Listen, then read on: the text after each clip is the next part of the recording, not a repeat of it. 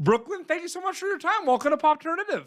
Thank you so much for having me. I'm so happy to be I here. mean, this is crazy because we can finally talk about the fact that episodes of Stranger Things Tales from 85 is finally streaming worldwide on Netflix. Like, it's crazy, right, that I just said that?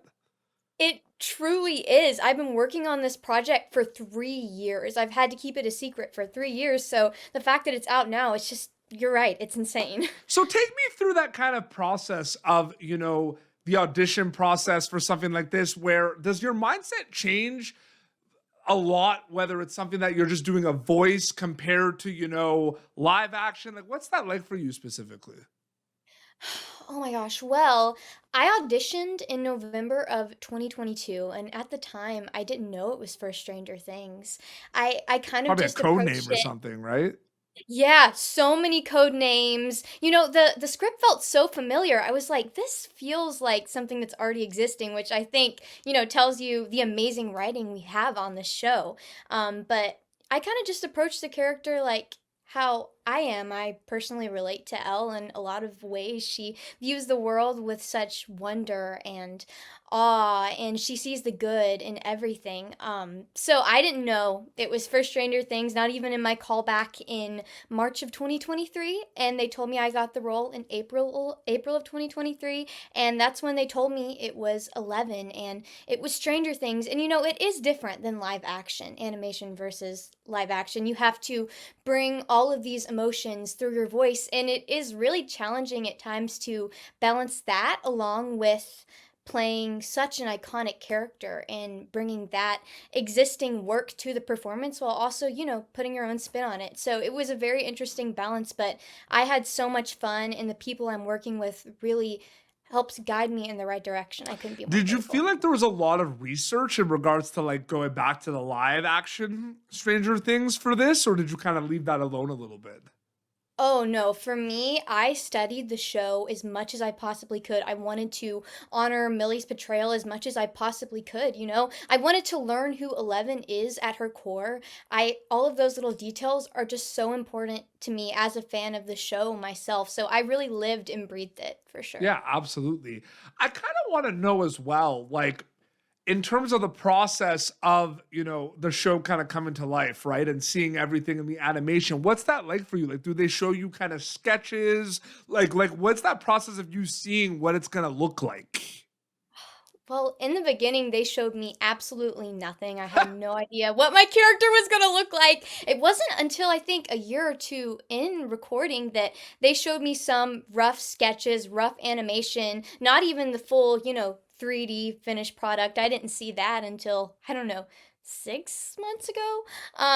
So yeah, I barely saw anything, but when I did, I was just like, whoa, this is so cool. Even saying that though, I had no idea what it was going to look like fully finished. Even with, because I just saw the rough animation. I didn't really understand how it was going to look in the final product. And they really have just done such an amazing job with the animation. I feel like it's nothing I've ever seen before in animation. They mix some of those 2D elements in with the 3D animation as well, which I thought was a really cool callback to the 80s and that nostalgia. So it's so cool seeing what they've done with it for sure. No, absolutely. When do you feel like you were starting to get a lot of scripts for this? Like all the episodes? Like, did you get them all in advance?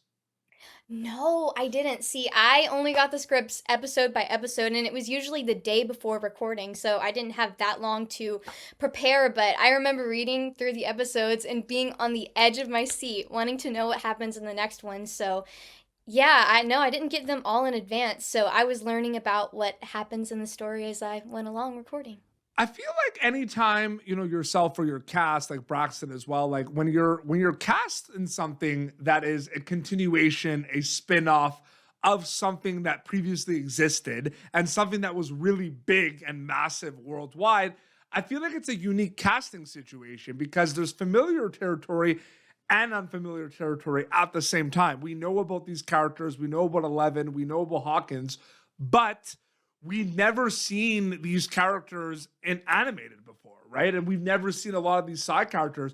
Did you feel like it was unique being cast in something like this where you knew what was going on, but you didn't know what was going on at the same time?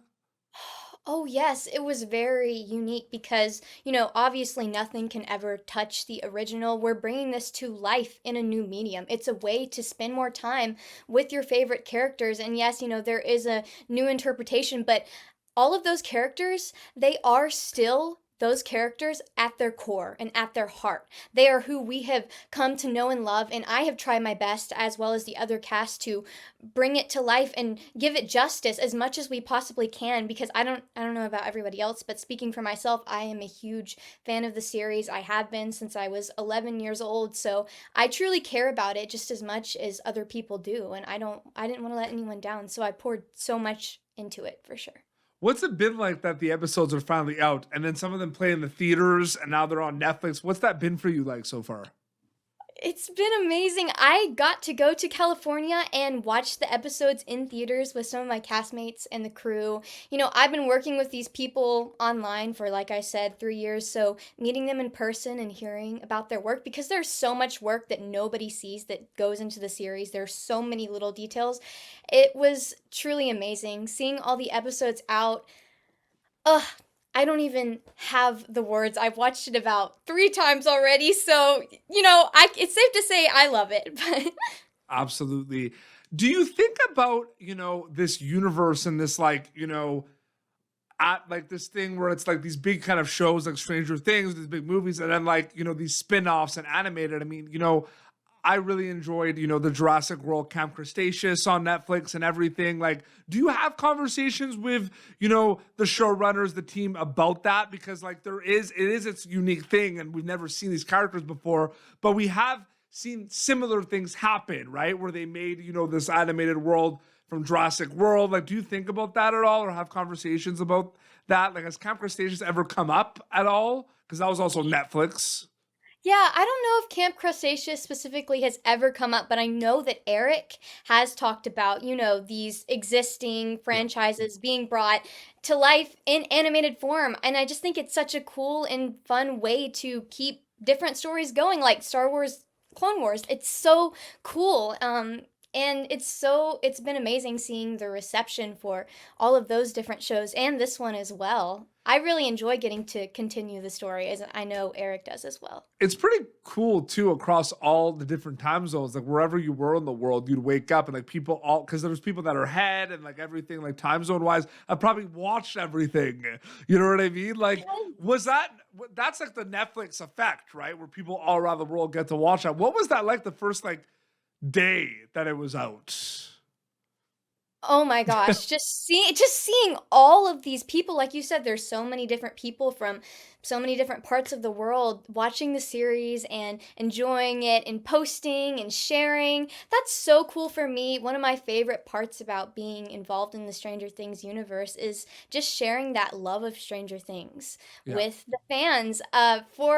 For the premiere, I'm wearing it right now, but I made a bracelet with my character name, and it also says HIC, like Hawkins Investigators Club in the series, and I posted on my social media, and I was like, hey guys, make a bracelet too, be a part of the HIC club. And I've seen a few people making bracelets, and it's really cool to share that with people, for No, sure. absolutely. And then last question, like I feel like it's interesting, right? Because it is 11. It is 11 in the animated and Tales from 85, right? But like how like what was that like in regards to like sometimes doing your research and reading the scripts and going back to Millie's performance? Like did you always feel like you were like that this was like 11? Did it sometimes feel like you were voicing a completely different character? Like what was that like for you specifically?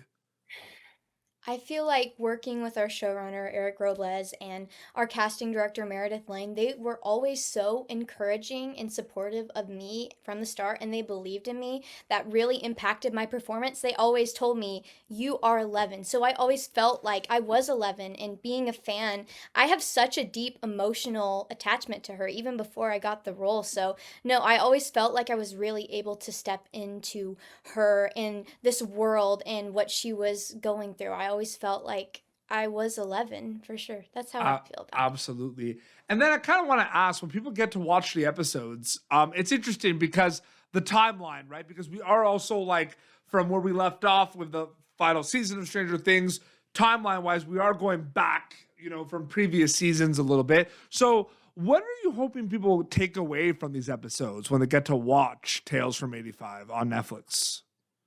Honestly, I hope they feel some of that same magic and joy they got watching the live action. I know even if I hadn't been a part of this project, it would have brought me so much joy to see my favorite characters back on the screen again. So, yeah, honestly, I hope it makes them happy like it makes me happy. Absolutely. And like I said, all the episodes are streaming of Stranger Things, Tales from 85 on Netflix. Brooklyn, thank you so much for your time. It was great chatting with you. Thank you so much for your time. It was great chatting with you as well. Thank you for having me. Of course. Congratulations. And your Instagram account is your name if people want to keep up to date with everything, right? Yes, Brooklyn_Davey on Instagram and TikTok. Awesome. This has been Popternative, youtube.com/Popternative for previous episodes. Until next time, this is Brooklyn, who voices 11 in Stranger Things Tales from 85 on Netflix. Until next time, this is Brooklyn and Peter Beats signing off. Thank you for tuning in to Popternative. Make sure to check out our past episodes of Popternative on YouTube.